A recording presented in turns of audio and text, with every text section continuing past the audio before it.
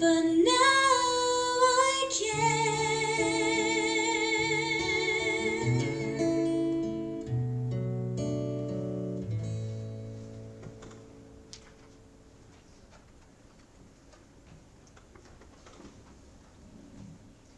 So we're just very glad that you're here today.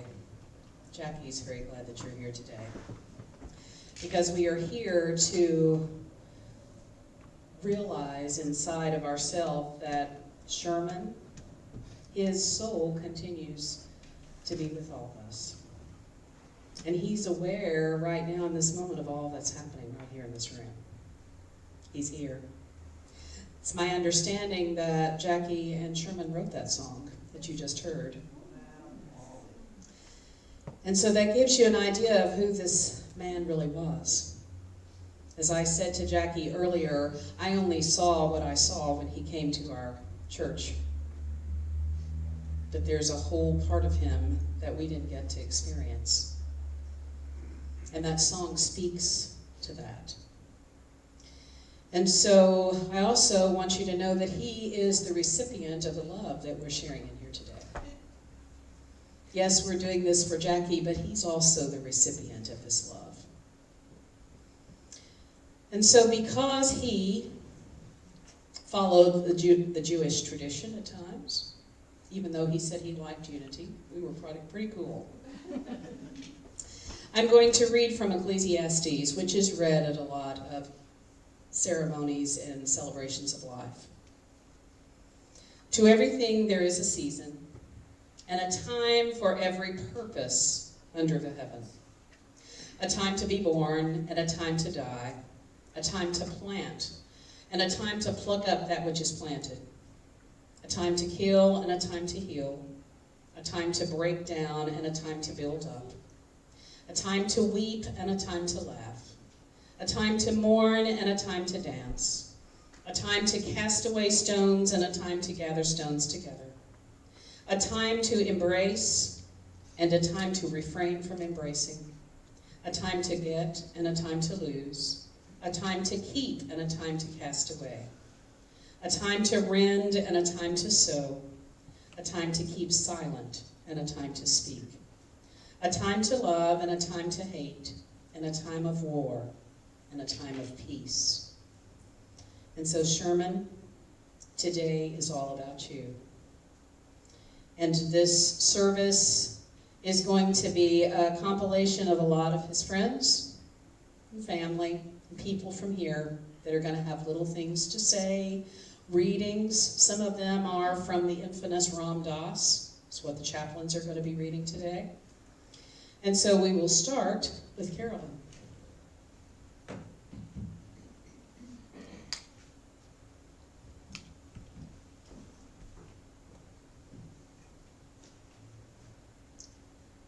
Dying may be the most important thing you do in your life. It's the great frontier for every one of us. And loving is the art of living as a preparation for dying. Allowing ourselves to dissolve into the ocean of love is not just about leaving this body. It is also the route to oneness and unity with our own being, the soul, while we are here. If you know how to live and to love, you know how to die. Today is about loving and friendship, living and dying. May you find comfort in today's service.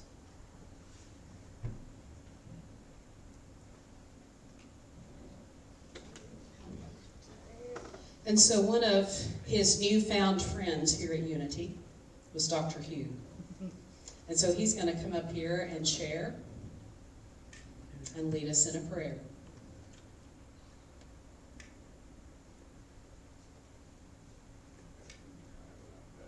You want to try it without this? I think I can make it without that. This crowd can handle my voice. I learned that I was going to speak at this gathering today at about 10 minutes after 1. So I am massively prepared to speak to you. Sherman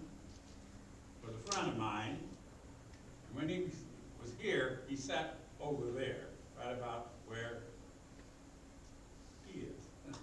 I remember your name. First time I saw him there, I always sit there because I can hear from there. And Sherman was there all alone. All alone. And it's meeting and greeting time, and no one was talking to Sherman. I took my trusty little buggy, and I went over there and started talking to him. It made me think of a time that my friend Joan experienced some years ago. We got a phone call from upstate New York. "Oh dear Aunt Joan, can you help us at our wedding?" "Well, yes, I'd be happy to," she said without asking what am I going to do. He said, "We want you to read something and we'll email it to you." And they emailed something to her, and it was one full chapter of the book of Jeremiah out of the Old Testament. More these and thous than you can shake a stick at. And she said, "Oh my God, what have I done?" So she started practicing and reading, and bubbling over the words and stumbling over all the ancient, not Egyptian, Greek, no, English, King James Version. And she said, "I'll never make this. I won't do this." I said, keep trying. We were on the plane back to Albany. She said, I won't make it. I'll mess it up." I said, "Listen, just do this. If you feel like you're going to mess it up, you're in the book of Jeremiah. Just stop, hold the paper up and say, 'Jeremiah was a bullfrog.'"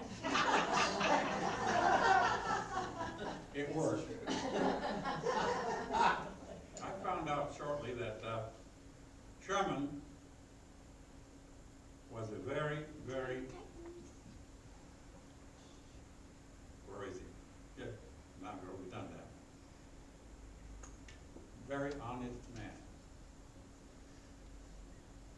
Every time I walked into this chapel, Sherman would say, "Best looking man in town." Sherman never lied. He always knew what he was talking about. And he said that several times after that.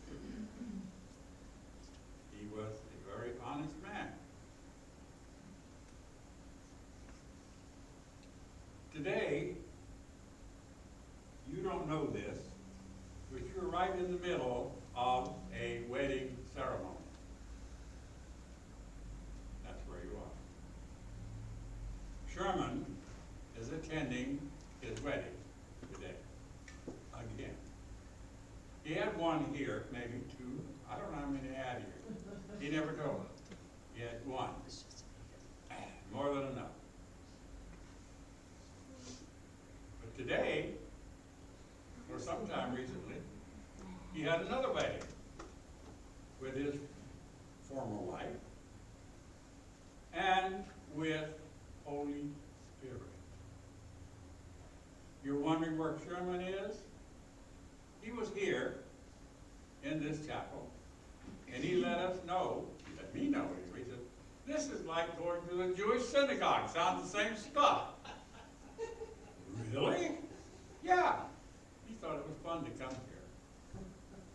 Maybe we should teach that in unity instead of what we're teaching. It's fun to go to unity. But he thought that. And now he's at his own wedding again with Holy Spirit. And all the happiness that he needs and all the glory that he wanted and he lived in here, he has there, because it was all promised in the Old Testament and the New Testament. Sorry about that, kids. Both of them work. That you will be happy wherever you are. We learned today in our lesson, we asked, "May I be happy?" among other things. Sherman is happy. I know. I got an email this morning. Join me.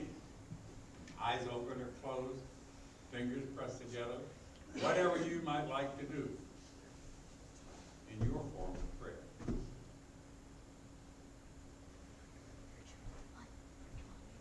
and know that the infinite power in this universe, that thought thing that created you, me, Sherman, this building and everything in it, and everything in this entire universe was created by a thought thing somewhere. And isn't it wonderful? No matter how messed up it may look, isn't it wonderful? Today we have sunshine. First time in 7 days. A wonderful thing to have, a wonderful way to say thank you. To go outside and just look at the sun. And to know that we're a part of Sherman's wedding. And he's happy to see you here. And I've done my part. Thank you, God, for all these people and their thoughts and love of Sherman.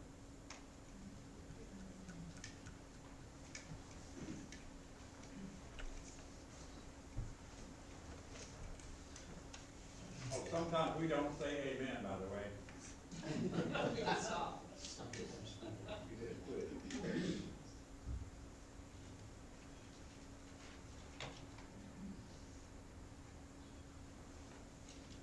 If I'm going to die, the best way to prepare is to quiet my mind and open my heart.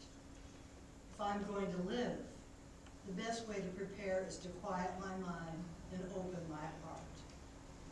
So in this now moment, we bring our attention to our breath. The breath is our connection to the soul. Paying attention to our breath is our most important work. It is the very essence of divine substance. The soul is not afraid of living or dying.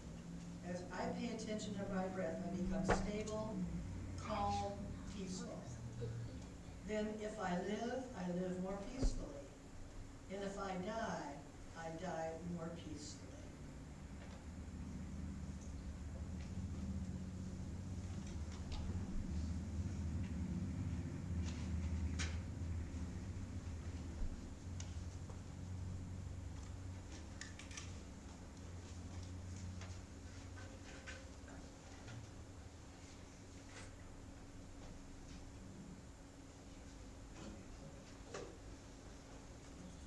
Jackie and I have been good friends for a really long time, and I'm honored that she invited me to participate in this service.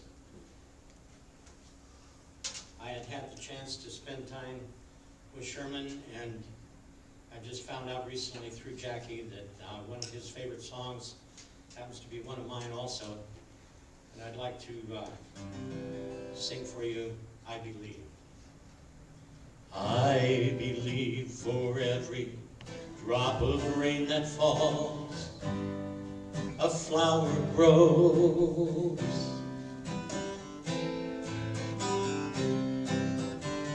I believe that somewhere in the darkest night, a candle glows.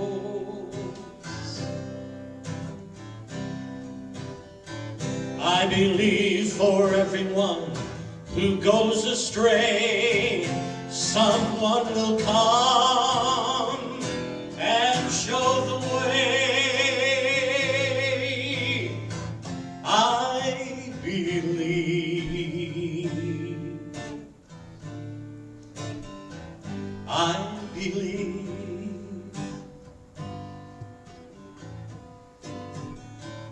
I believe above the storm, the smallest prayer will still be heard.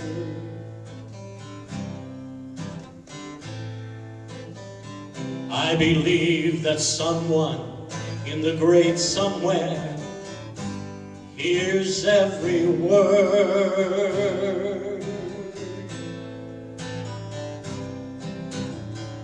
Every time I hear a newborn baby's cry, or touch a leaf, or see the sky, then I know why I believe.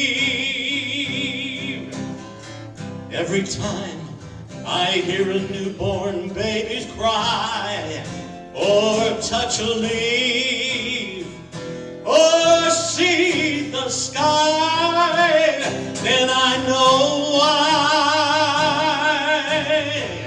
I believe.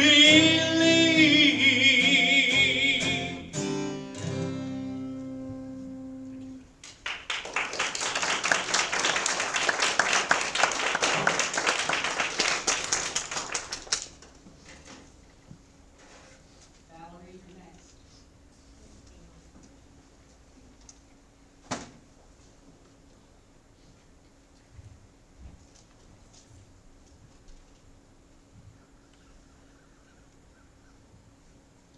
Love is from the infinite and will remain for all eternity. Love brings things together into oneness. You can't reach for love, you have to be love.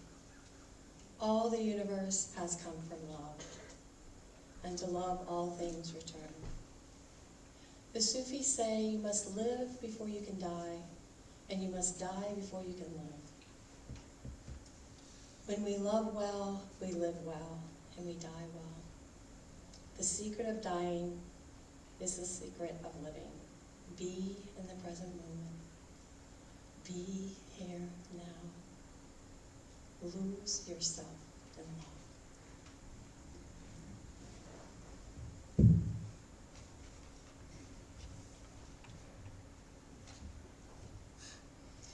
And so this information Jackie sent me.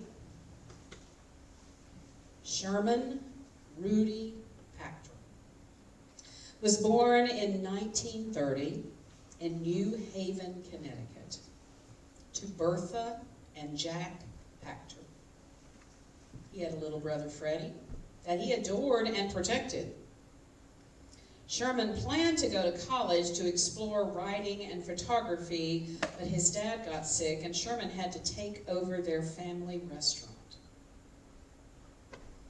He also worked at New Haven Savings Bank, where he met the love of his life, Frances Williams.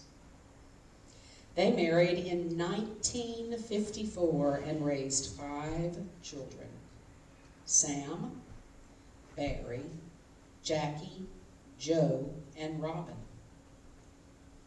Sherman started piano lessons at 67. So let's not say that we're too old to do something. And he wrote songs with his daughter Jackie for the past 20 years. One of those you got to hear just a little while ago. Sherman was able to see all 5 of his children in the weeks before he crossed over to being with Franny. Sherman leaves 12 grandchildren and 1 great-grandson. And so before we open up for a time of sharing, and I think Jackie's going to share first, I'm going to read another reading. These readings have come from a book that Ram Dass and his partner, Maravi, created. And the name of the book is Walking Each Other Home, which is what he says we do here on this planet. And these words seem very apropos. We can't take death away, but we can be there in love and comfort, which is what I feel like you did for your dad, Jackie. What may look like dying is really an experience of falling upward and outward into a broader and deeper world of love. A place where the soul finds its fullness and is finally connected to the whole. There is no coming, no going, no after, no before. So in this now moment we say, Sherman, I release you to be free. I am in you, and you are in me.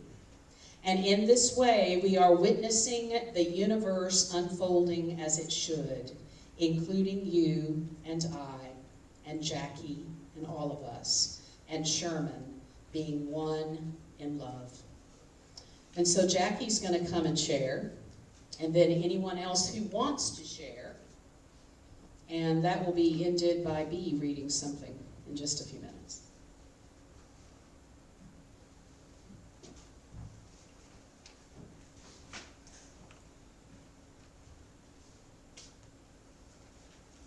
Just thank you all for being here. And thank you all on YouTube that are watching, including my family. Hi, everybody. So I was scrambling, looking through the Bible and my Hebrew prayer books and my father's Hebrew prayer books and Thich Nhat Hanh and Wayne Dyer and the Vedas and the Upanishads, and I'm looking for something to somehow capture like the love that my father was. And I couldn't find anything, but this was the best I could find. And one thing I need to share too, he laid in a bed in a nursing home for a year and had surgeries and kept needing transfusions, and every time you come back, my sister would call and, "How you doing, Dad?" "I'm doing great." And he's laying there, just all wounds, and I just was like, wow. I thought I was taking care of him. This is from the prophet. It's on death. Then Almitra spoke, saying, "We would ask now of death." And he said, "You would know the secret of death. But how shall you find it unless you seek it in the heart of life? The owl whose night-bound eyes are blind unto the day cannot unveil the mystery of light. If you would indeed behold the spirit of death, open your heart wide unto the body of life.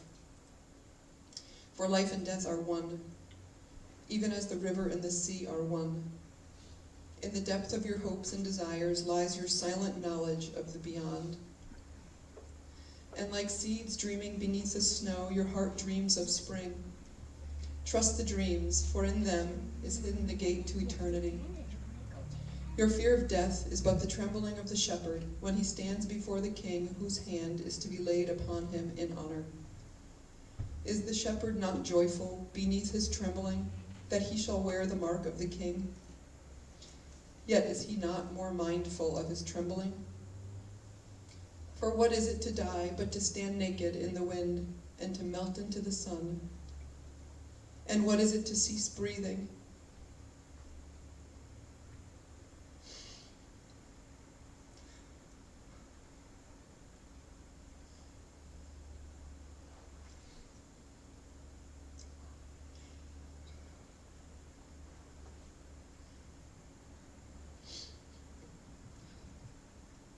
And what is it to cease breathing but to free the breath from its restless tides, that it may rise and expand and seek God unencumbered? Only when you drink from the river of silence shall you indeed sing. And when you have reached the mountaintop, then you shall begin to climb. And when the earth shall claim your limbs, then shall you truly dance. Thank you.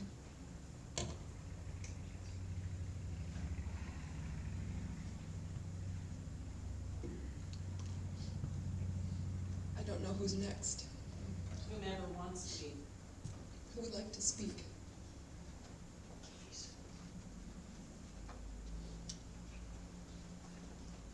Oh, Wendy, would you like to share something? My friend Wendy sat with my father a lot in the last few months and encouraged him to sing and wheeled him to the grand piano at one of the nursing homes he was in and encouraged him to play.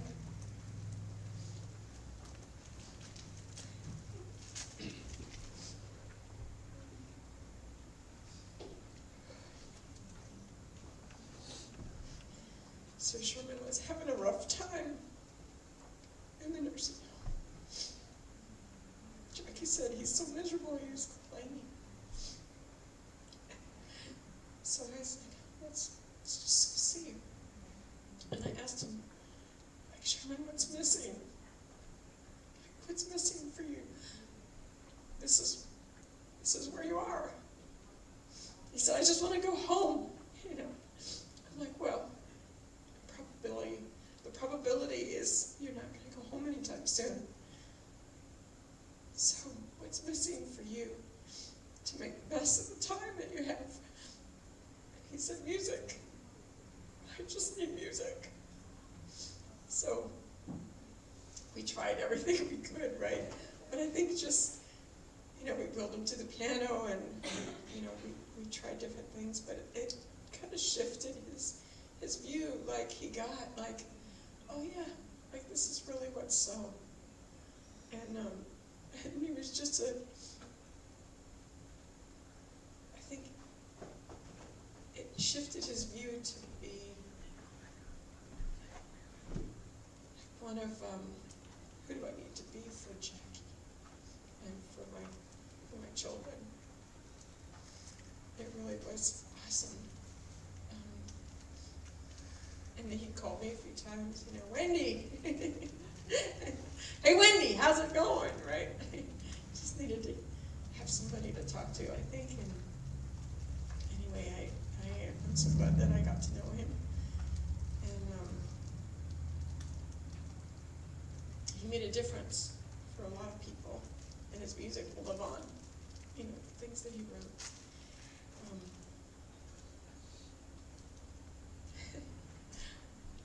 So, anyway, where you are, Sherman.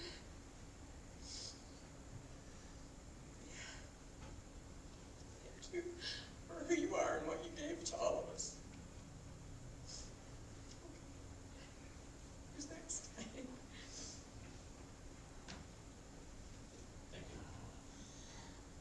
You folks are here. Some of you knew Sherman and met him and had lunch with him. Many of you have not, but you're here honoring his daughter. And for me, I've never seen a person support their father like I saw Miss Jackie do. She put up with so much garbage. I'm sorry. This man was a curmudgeon, okay? He may have been a nice curmudgeon on occasion, but a curmudgeon nonetheless. And I watched Jackie, okay. I watched Jackie handle this situation to the best of her collective ability. She was more than just her handling this issue. And what I think is kind of special, Sherman made his transition while Jackie was involved in a project that she dearly loved in Atlanta. And I'm sure, positive, certain that he did it on purpose. Okay? All of the family had come from the various parts of the United States to be there with their dad within the 2 weeks time frame before his passing. Jackie had been with this man every day of her life. She'd taken over when other people wouldn't. She had done things that the rest of her family wouldn't even consider. She put up with his dogs. Okay, that was another issue. But the thing that I want to say, and I'm grateful to all of you that have come today, this lady right here is probably one of the best daughters that any father could have ever asked for. And I know truly that he appreciated what she did, because nobody else would have. She handled things in his life that nobody else was willing to do. He allowed her to go to Atlanta to meet a new gentleman that they'd met like 5 years ago, reconnected the dots, and in his passing allowed her to remain there, because if he'd passed sooner, she'd never gone. She would have never had the experience that she's having. She would have never met this gentleman again in a relationship. Maybe sometime down the road, but not now. And the thing about it is that I watched her do things that no other person was willing to do, no other person did. She did it. She took the responsibility not only for her dad, but for the rest of her family, because she was his family.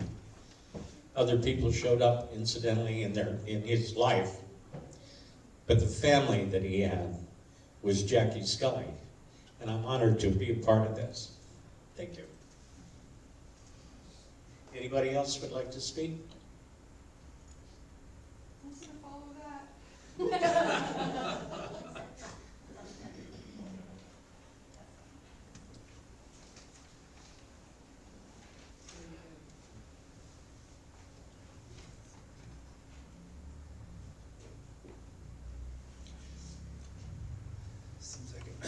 seems like a really bad idea to follow something like that.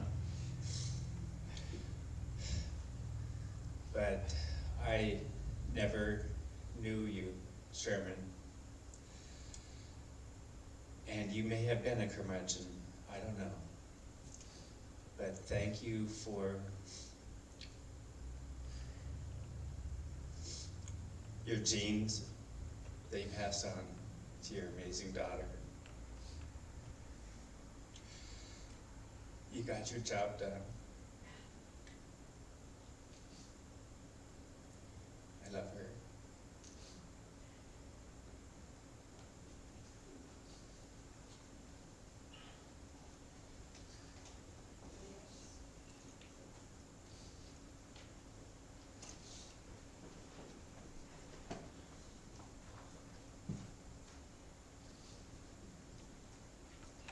Can you feel the love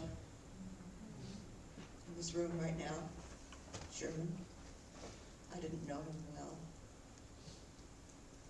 Jackie, this is for you. This is from A Course in Miracles. Beyond the body, beyond the sun and stars, past everything you see, and yet somehow familiar, in an arc of golden light that stretches as you look into a great and shining circle. And all the circle fills with light before your eyes. The edges of the circle disappear, and what is in it is no longer contained at all.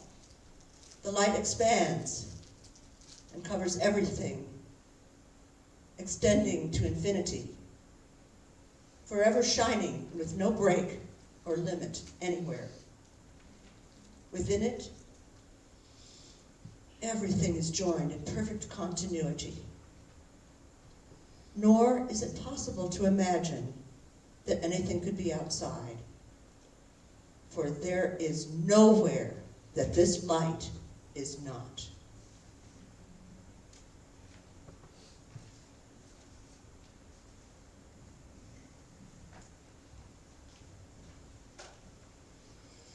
So I know Jackie is very moved and honored that you stayed today to acknowledge and celebrate the life of Sherman, who was a remarkable man.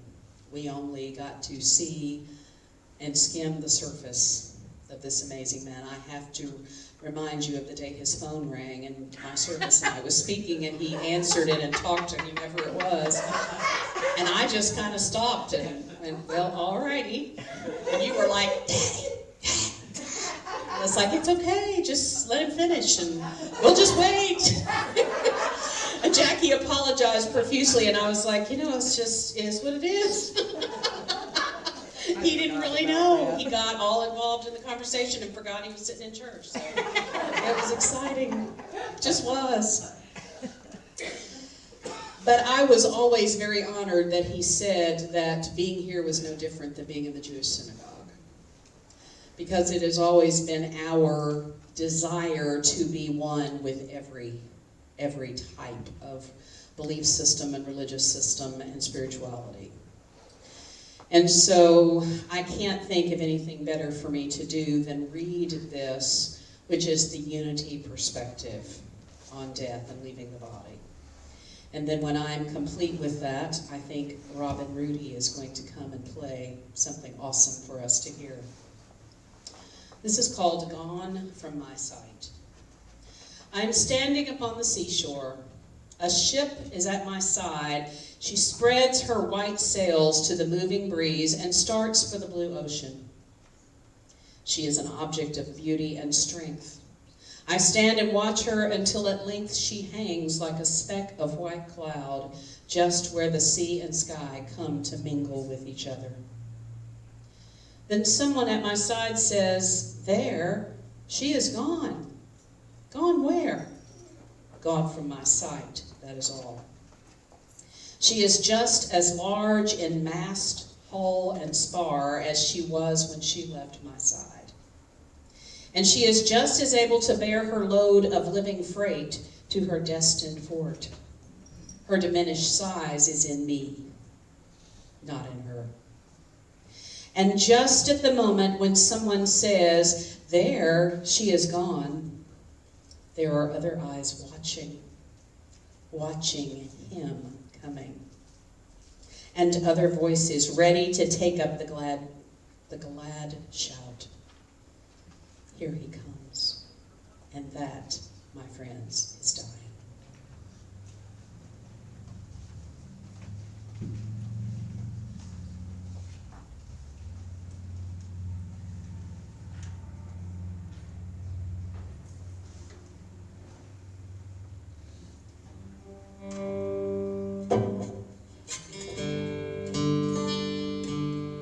I believe this might have been another one of Sherman's favorite songs.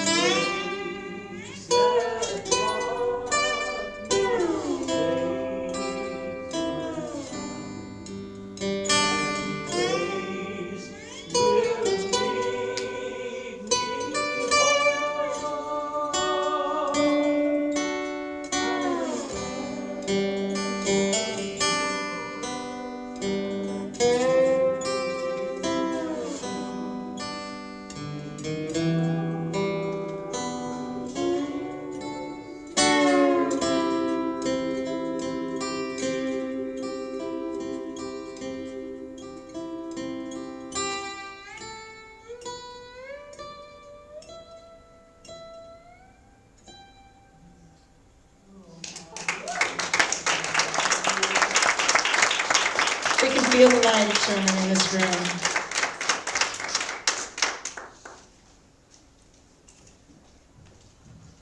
So, Jackie, I'm going to ask you and Clyde to go stand right at the door so that people can say what they need to say to you as they're leaving, okay?